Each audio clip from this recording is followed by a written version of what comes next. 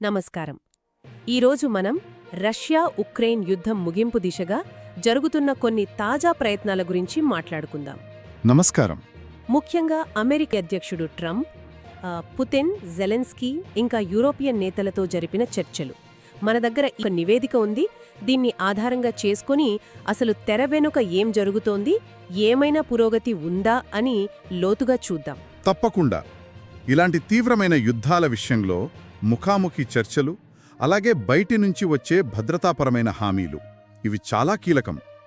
ఇప్పుడు జరుగుతున్నవి చూస్తుంటే కనీసం ఆ దిశగా కొన్ని ప్రయత్నాలు మొదలయ్యాయని అనిపిస్తోంది. అవును, ఈ మొత్తం వ్యవహారంలో ట్రంప్ పాత్ర చాలా యాక్టివ్గా ఉన్నట్టుంది కదా. అవునవును. ముందు పుతిన్తో మాట్లాడారు, ఆ తర్వాత వైట్ హౌస్లో జెలెన్స్కీ, ఈయూ చీఫ్, ఇంకా ఫ్రాన్స్, ఇటలీ, బ్రిటన్, జర్మనీ ఇలా చాలామంది యూరోపియన్ నేతలు, నాటో చీఫ్తో కూడా సమావేశమయ్యారట. అవును, వరుస భేటీలు జరిగాయి. ఇద్దరు నేతలు అంటే పుతిన్, జెలెన్స్కీ యుద్ధం ఆపడానికి సుముఖంగానే ఉన్నారని ట్రంప్ చెప్పినట్లు కూడా వార్తలొచ్చాయి.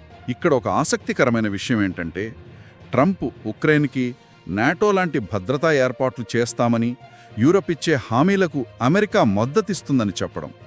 ఇది వినడానికి బాగానే ఉంది, కానీ ఈ నాటో లాంటి అంటే ఏంటి?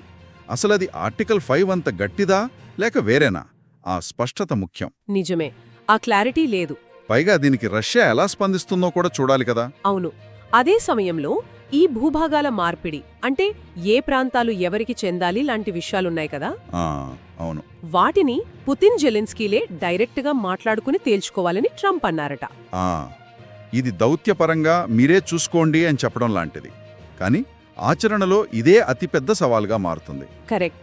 ఎందుకంటే జెలెన్స్కీ వైపు నుంచి చూస్తే వాళ్లకి బలమైన సైన్యం, ఆయుధాలు, శిక్షణ వీటితో పాటు యూరప్, నేటో, అమెరికా నుంచి గట్టి భద్రతా హామీలు కావాలని అడుగుతున్నారు. అవును, కేవలం మాటలు కాదు, ఆచరణలో రక్షణ కావాలని వాళ్ల ఉద్దేశం. బందీల విడతల గురించి కూడా మాట్లాడారట. ఈ భూభాగాల విషయంలో ఏకాభిప్రాయం సాధించడం, ముఖ్యంగా డాన్బాస్, క్రైమియా లాంటి వాటిపై, అది చాలా కష్టం. ఇరుపక్షాలు పట్టుదలగా ఉన్నాయి. ఇక్కడే ఇంకో పాయింట్ వచ్చింది, కాల్పుల విరమణ గురించి. ఇందులో కూడా భిన్నాభిప్రాయాలున్నాయట. అవును, ఏది ముందు జరగాలనే దానిపై. ట్రంప్ మొదట ముందు కాల్పుల విరమణ అక్కర్లేదు, నేరుగా శాంతి ఒప్పందమే బెటర్ అన్నారట. కానీ మళ్లీ వెంటనే తక్షణ కాల్పుల విరమణ జరిగితే యుద్ధం ఆగుతుంది కదా అని ఒప్పుకున్నారట. అంటే అక్కడ కొంచెం కన్ఫ్యూజన్ ఉన్నట్లుంది.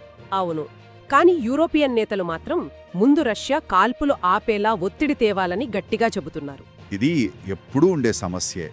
కాల్పుల విరమణ ముందు జరిగితే చర్చలకు మంచి వాతావరణం వస్తుంది, కానీ దాన్ని అడ్వాంటేజ్గా తీసుకునే ప్రమాదం ఉంది. ఒప్పందం తర్వాత అంటే అసలు ఒప్పందం అయ్యే వరకు హింస కొనసాగుతోంది. బహుశా యూరోపియన్ నేతల ఒత్తిడి వల్లే ట్రంప్ వైఖరి మారి ఉండొచ్చేమో. అలాగా. సరే, ఈ చర్చల తర్వాత ట్రంప్ సోషల్ మీడియాలో ఒక పోస్ట్ పెట్టారు.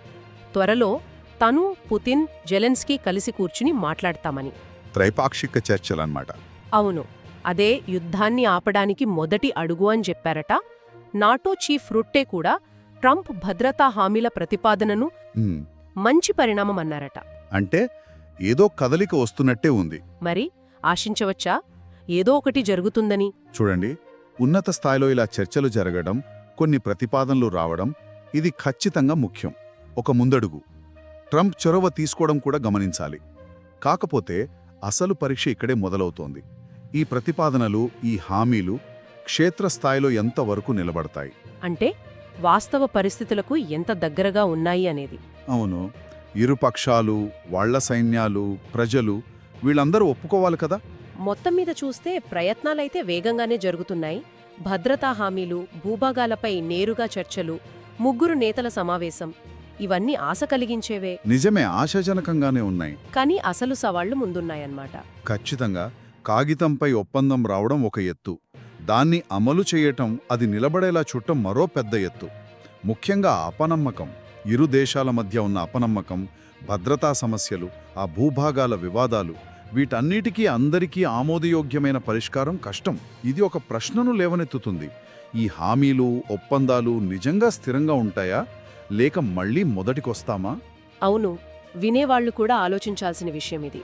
ఒకవేళ రేపు నాయకులు ఒక ఒప్పందానికి వచ్చినా కూడా ఈ దేశాల మధ్య ఉన్న సంక్లిష్టమైన గతం, ప్రజల అభిప్రాయాలు, ఇంకా మనకి తెలియని తెరవెనుక రాజకీయ సైనిక ప్రయోజనాలు ఇవన్నీ కలిసి మనమూహించని అడ్డంకులను భవిష్యత్తులో సృష్టించవచ్చా? దీని గురించి ఆలోచించాలి.